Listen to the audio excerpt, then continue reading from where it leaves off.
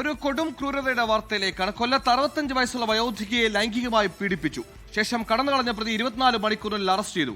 പുനലൂർ പോലീസാണ് പ്രതിയെ പിടികൂടിയത്. എലാതിമംഗലം സ്വദേശി തുളസീധരനാണ് അറസ്റ്റിലായത്.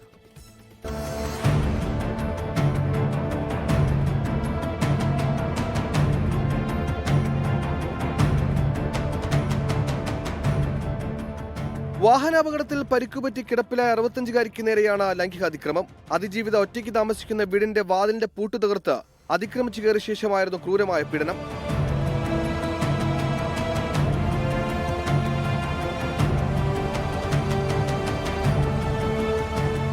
ലൈംഗികമായി പീഡിപ്പിക്കുകയും എതിർക്കാൻ ശ്രമിച്ചപ്പോൾ കയ്യിലുള്ള കത്രിക കൊണ്ട് മുഖത്ത് വരയുകയും ചെയ്തു. വയോധിക നിലവിളിച്ചപ്പോൾ മുഖത്ത് മുളകുപൊടി വിതറി ക്രൂരത. പിന്നാലെ പ്രതി സംഭവസ്ഥലത്ത് ഓടി രക്ഷപ്പെട്ടു. ബഹളം കേട്ടെത്തിയ പരിസരവാസികളാണ് പരിക്കേറ്റ വയോധിക ആശുപത്രിയിൽ എത്തിച്ചത്. സംഭവത്തിൽ അന്വേഷണം നടത്തിയ പുനലൂർ പോലീസ് 24 മണിക്കൂറിനുള്ളിൽ പ്രതിയെ അറസ്റ്റ് ചെയ്തു. ഏലാതിമംഗലത്ത് താമസിക്കുന്ന തുളസീധരനാണ് അറസ്റ്റിലായത്. പുനലൂർ SHO രാജേഷ് കുമാർ ടിയുടെ നേതൃത്വത്തിൽ SI അനീഷ്, ASI അനിൽ, SCPOമാരായ മനീഷ് എന്നിവരുടെ സംഘമാണ് പ്രതിയെ പിടികൂടിയത്. 24 കൊല്ലം.